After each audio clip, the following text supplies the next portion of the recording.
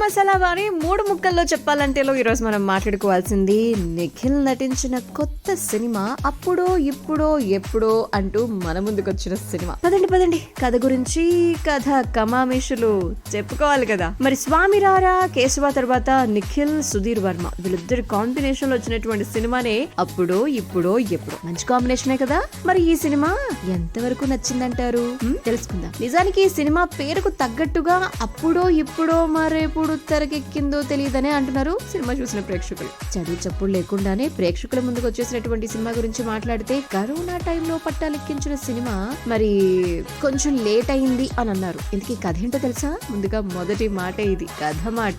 Racer కావాలి అనేది ఋషి కళ. మరి తారని చూసి మనసు పారేసుకుంటాడు, ప్రేమలో పడిపోతాడు. కానీ ఆ ప్రేమేమో సక్సెస్ అవ్వదు. దాంతో రేసర్ కావాలనుకున్న తన టార్గెట్ లక్ష్యం ఏదైతే ఉందో దానికోసం లండన్ వెళ్తాడు. ట్రైనింగ్ తీసుకుంటూ ఉంటూనే పార్ట్ టైమ్ గా వర్క్ చేస్తూ ఉంటాడన్నమాట. మరి ఆ క్రమంలోనే అక్కడ తులసి పరిచయం అవుతుంది.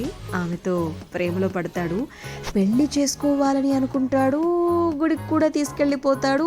ఇంతలోనే తులసి కాస్త మాయమైపోతుంది. అసలు అలా పరిచయమైన తులసి, ప్రేమలో పడేసిన తులసి, మాయమైపోయిన ఆ తులసి ఎవరంటారు? ఇంతకీ అమ్మాయి సడన్ గా పెళ్లి అని చెప్పి ఎలా మాయమైపోయిందంటారు?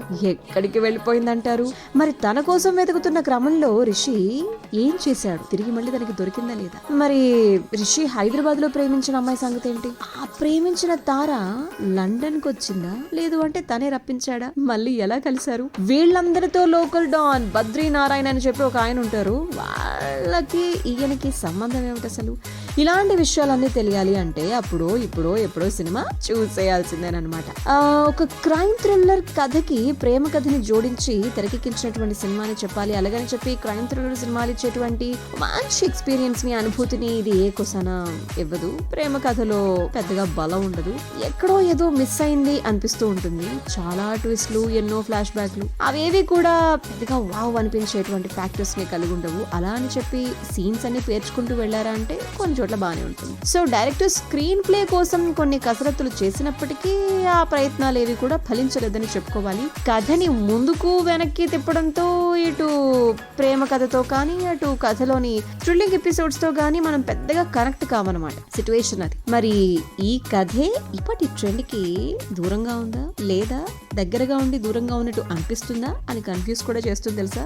బికాస్ కొన్ని మేకింగ్ విషయాలన్నీ కూడా ఏంటో పాత పద్ధతిలో ఉన్నట్టు ఉన్నాయండి ఇవన్నీ అని అనిపిస్తాయి అనమాట.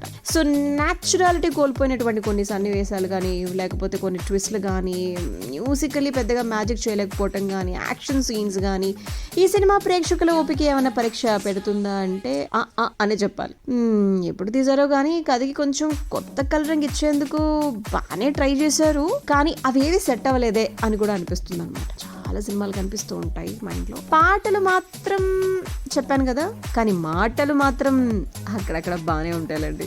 థ్రిల్లింగ్ అంశాలతో మొదలైనటువంటి ఈ సినిమా తర్వాత ప్రేమ కోణాన్ని ఆవిష్కరించడం, చివరిలో ఒక నేర నేపథ్యం అండ్ సత్య, సుదర్శన్ ఈ క్యారెక్టర్స్ ప్రత్యేకంగా ఒక ట్రాక్ ని క్రియేట్ చేసి కథని మొదలు పెట్టడం అండ్ దివ్యాంశ, ఇది తప్ప పెద్దగా ఇంట్రెస్టింగ్ అండ్ బలంగా అనిపించేటువంటి క్యారెక్టరైజేషన్స్ పెద్దగా ఉండకపోవటం మనకు లోపం అని చెప్పుకోవాలి. సో మిగతా క్యారెక్టర్స్ కి కథతో ఇంపార్టెన్స్ ఉన్నా పెద్దగా ప్రభావం చూపించలేకపోవటం, కథ కొంచెం మరీ రొటీన్ అయిపోవటం అప్పుడో ఇప్పుడో ఎప్పుడోకి ఒక మైనస్ పాయింట్ అన్నమాట. బట్ నిఖిల్ మాత్రం తనకు అలవాటైపోయిన క్యారెక్టర్ కదా, చాలా బాగా కనిపించారు. పాత్రకి తగ్గట్టుగా లుక్ బాగుంది. నిఖిల్, రుక్మిణి వీళ్ళిద్దరు జోడీ బాగుందబ్బా. అండ్ రుక్మిణికి తొలి సినిమా అనమాట. మంచి బ్యూటిఫుల్ లుక్స్ గానీ, ఆ అమ్మాయి చాలా బాగా ప్రభావం అయితే చూపిస్తుంది తన లుక్స్ తో. అండ్ సినిమాకి హైలైట్ అయితే కనుక దివ్యాంశ.